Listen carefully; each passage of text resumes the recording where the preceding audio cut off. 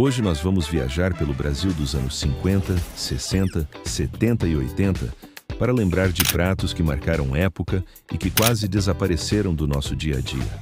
São receitas que fizeram parte da vida de milhões de famílias, que estavam presentes em almoços de domingo, em festas populares e em reuniões cheias de tradição.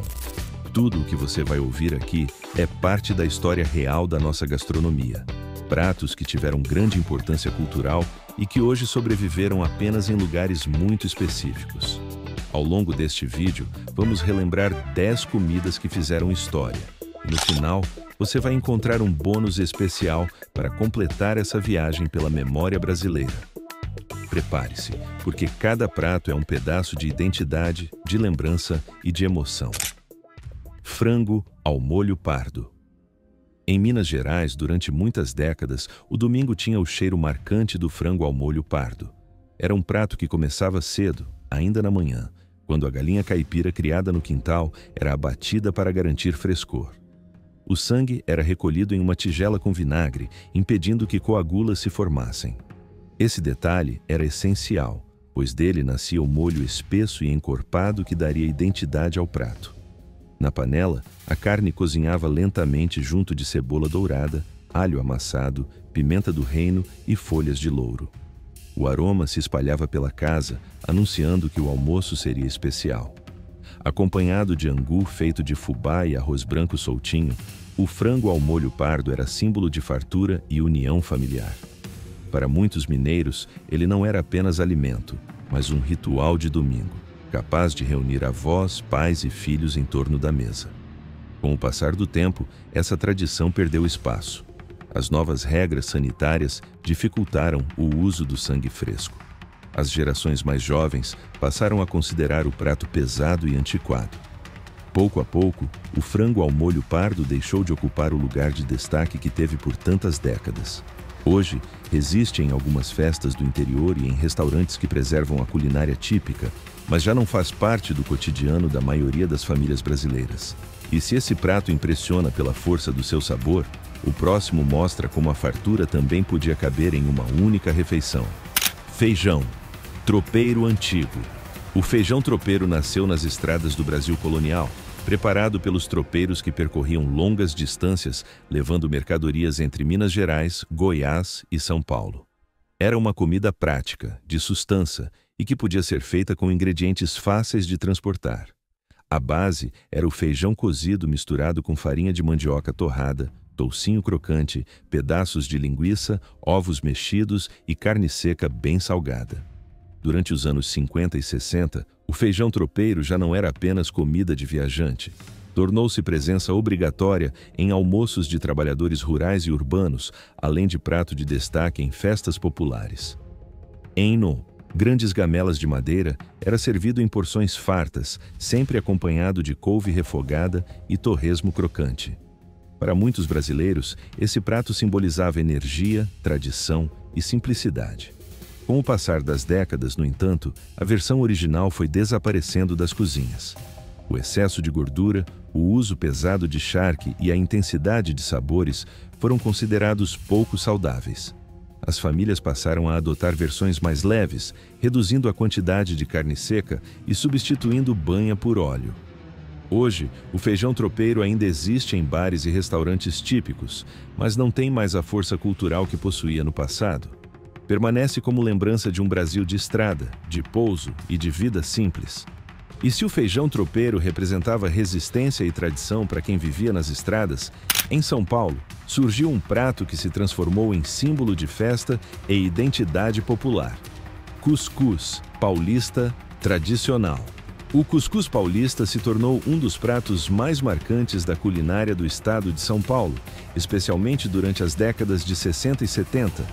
Diferente do cuscuz nordestino, que é cozido no vapor, o paulista era moldado em forma e desenformado como um bolo colorido. Sua base levava farinha de milho flocada, caldo de peixe ou de frango, azeite, temperos e um toque generoso de tomate e pimentão.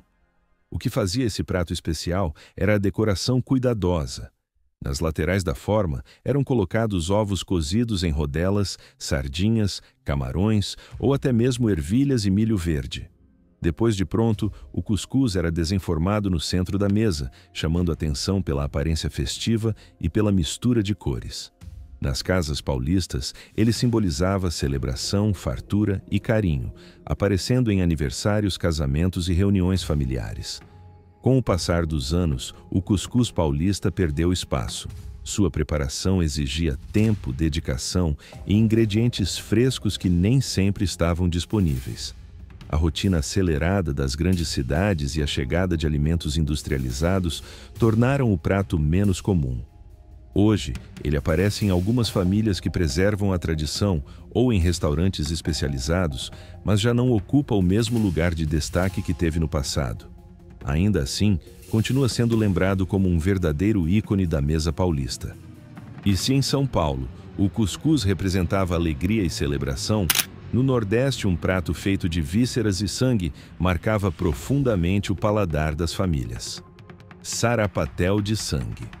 O sarapatel é um prato de origem portuguesa que ganhou força no Nordeste brasileiro, tornando-se parte importante da cultura alimentar da região durante as décadas de 60 e 70. Tradicionalmente, era preparado com vísceras de porco ou de bode, como fígado, coração e rins, cozidos em um molho feito com o próprio sangue do animal. Os temperos eram intensos: alho, cebola, pimentão, coentro e bastante pimenta. O resultado era um guisado forte, de sabor marcante, servido geralmente com arroz branco, farofa e muitas vezes acompanhado de cachaça. Nas feiras livres e festas populares do Nordeste, o sarapatel tinha lugar garantido. Era visto como comida de sustância, capaz de alimentar trabalhadores e animar celebrações. Para muitas famílias, preparar o sarapatel era também uma forma de aproveitar todas as partes do animal, mantendo viva uma tradição de respeito e economia. Seu cheiro inconfundível dominava as cozinhas e cada cidade tinha sua versão particular do prato. Com o passar do tempo, no entanto, o sarapatel de sangue começou a desaparecer. As novas gerações passaram a rejeitar o uso de vísceras e sangue, considerando o prato pesado e pouco atraente. Questões sanitárias também dificultaram a sua preparação. Hoje, ele resiste em poucos restaurantes típicos e em festas do interior, mas já não faz parte do cotidiano da maioria dos brasileiros. Depois do sabor intenso do sarapatel, viajamos para outro prato tradicional, que marcou gerações com seu cozido forte e demorado. Dobradinha à moda antiga. A dobradinha, também conhecida em algumas regiões como mondongo, foi durante muito tempo um prato de destaque nas mesas brasileiras, especialmente nos anos 50 e 60. Sua base era o bucho de boi cortado em tiras, cozido lentamente junto de feijão branco, linguiça, toucinho e temperos fortes como alho, cebola e louro. O preparo era demorado e exigia paciência, pois o bucho precisava ser muito bem limpo e cozido por horas até atingir a textura ideal. Nas famílias do Sudeste, a dobradinha era comida de domingo, símbolo de união e de tradição. O prato era servido em grandes panelas, fumegante, acompanhado de arroz e de pão fresco para aproveitar o caldo espesso. Para muitos, ele representava a ideia de fartura e o esforço de transformar ingredientes simples em um banquete. Cada família tinha seu segredo e a receita passava de geração em geração. Com o avanço do tempo, porém, a dobradinha perdeu espaço. As novas rotinas urbanas tornaram difícil dedicar tantas horas ao preparo. Além disso, o consumo de miúdos caiu drasticamente, visto como pouco atrativo para os paladares modernos. Hoje, a dobradinha à moda antiga sobrevive em restaurantes de comida típica e em alguns lares que preservam a tradição, mas já não ocupa o papel central que teve durante décadas. Se a dobradinha representava o sabor demorado e intenso da cozinha de antigamente, o próximo prato revela a riqueza amazônica em uma receita única e surpreendente. Maniçoba rústica. A maniçoba é um prato típico da região norte, especialmente do Pará, e tem suas raízes nas tradições indígenas. Durante as décadas de 50, 60 e 70, era presença obrigatória em festas religiosas como o Círio de Nazaré e também em reuniões familiares. O preparo exigia dedicação extrema. As folhas da mandioca brava precisavam ser colhidas, lavadas e trituradas. Depois eram cozidas em fogo baixo por pelo menos 7 dias seguidos até perderem toda a toxina natural. Só então recebiam carnes variadas de porco, como orelha, pé, costela e linguiça, formando um ensopado denso e muito saboroso. Na mesa paraense, a maniçoba rústica simbolizava paciência e união. As famílias se reuniam em mutirão para preparar grandes panelas, que eram servidas com arroz branco, farinha d'água e pimenta de cheiro. Para muitos, mais do que alimento, a maniçoba era parte de uma identidade cultural, uma forma de reforçar os laços entre gerações. Com o passar dos anos, no entanto, a rotina moderna e a dificuldade de manter o longo tempo de cozimento fizeram a versão tradicional da maniçoba desaparecer das casas. Hoje, ela continua viva em festas típicas e restaurantes regionais, mas já não faz parte da vida cotidiana da maioria das famílias. O que resta é a lembrança de um prato único, que exigia tempo e respeito pela tradição. Se a maniçoba mostrava a força da cozinha amazônica, o próximo prato revela um costume antigo ligado às carnes de caça, hoje praticamente esquecido. Paca ou tatu ensopado. Durante as décadas de 50, 60 e 70, o consumo de carnes de caça era comum em várias regiões do interior do Brasil. Entre as mais apreciadas estavam a paca e o tatu, animais abundantes nas matas e capturados por caçadores locais. O preparo clássico era o ensopado, cozido lentamente com cebola, alho, tomate, pimentão e bastante cheiro verde. A carne, de sabor marcante e textura firme, era servida com arroz branco, farinha e, muitas vezes, acompanhada de cachaça. Para as famílias rurais, esse prato representava mais do que alimentação. Era parte da cultura de subsistência, uma forma de aproveitar os recursos naturais disponíveis. O ensopado de paca ou tatu aparecia em festas de colheita, almoços de domingo e celebrações comunitárias, tornando-se símbolo de fartura e partilha. Em muitas cidades pequenas, era considerado iguaria de prestígio, reservado para visitas importantes. Com o avanço das leis ambientais, a caça desses animais foi proibida e a oferta da carne desapareceu dos mercados. Além disso, mudanças culturais levaram ao abandono do hábito de consumir carnes silvestres. Hoje, o ensopado de paca ou tatu é lembrado apenas em histórias de família e registros da gastronomia tradicional, sobrevivendo em memória e na fala dos mais velhos. Se o ensopado de caça lembrava um Brasil de interior e mata abundante, o próximo prato traz um condimento indígena raro, que também quase sumiu da culinária cotidiana. Arrubé. O arubé é um molho indígena tradicional da região amazônica, preparado a partir do sumo da mandioca brava. Para obtê-lo, a raiz era ralada, prensada e espremida, até soltar o líquido conhecido como tucupi grosso.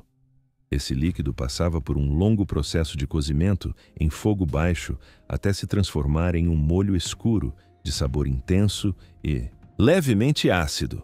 Durante décadas, especialmente nos anos 50 e 60, o arubé fazia parte do cotidiano de comunidades indígenas e ribeirinhas, sendo usado para temperar peixes, caças e até mesmo para acompanhar a mandioca cozida.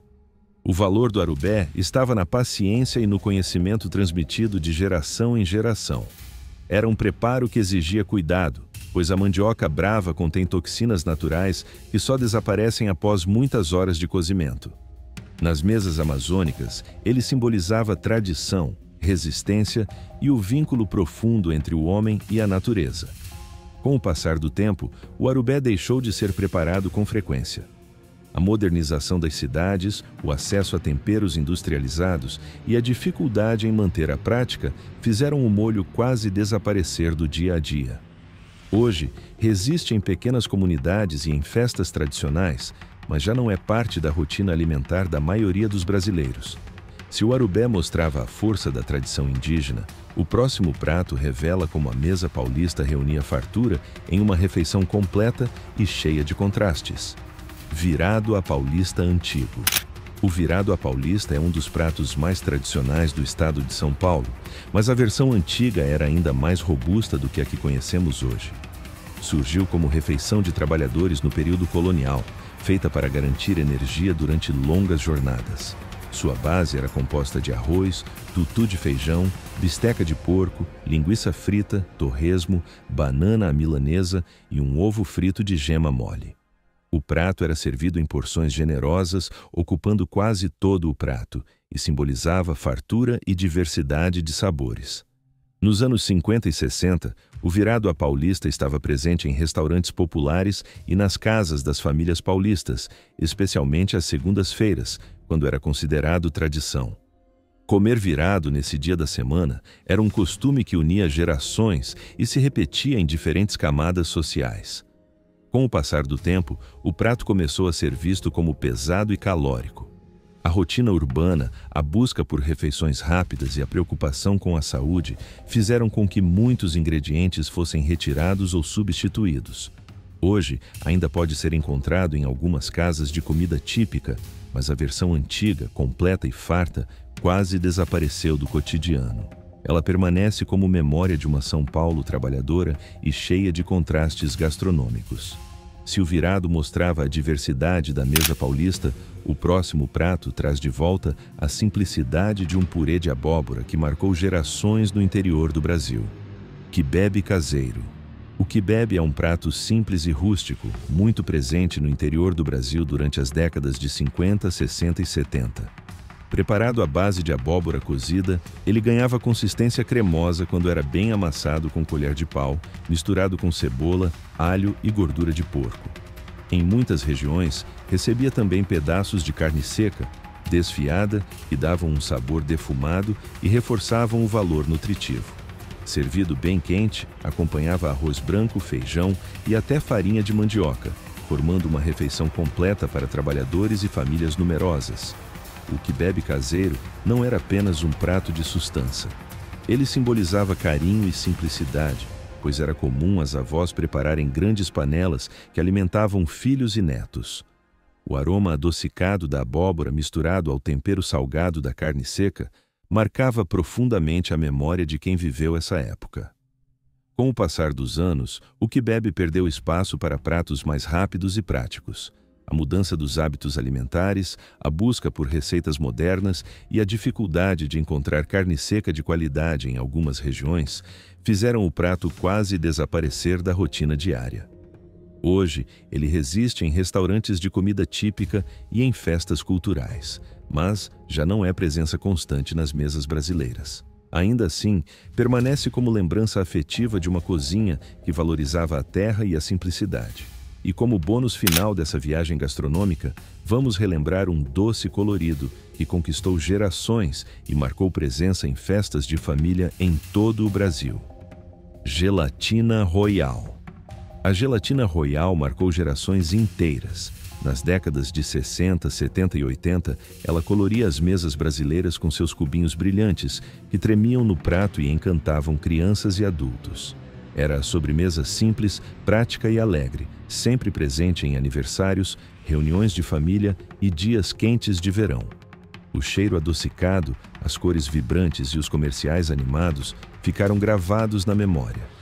Hoje pode até parecer comum, mas para quem viveu aquela época, a gelatina Royal continua sendo símbolo de infância, carinho e dos momentos mais felizes em família. Qual desses pratos antigos você ainda gostaria de provar um dia? Se você gostou do vídeo, inscreva-se no canal, deixe o seu like e compartilhe com os amigos. Nos vemos no próximo vídeo com mais lembranças da nossa história.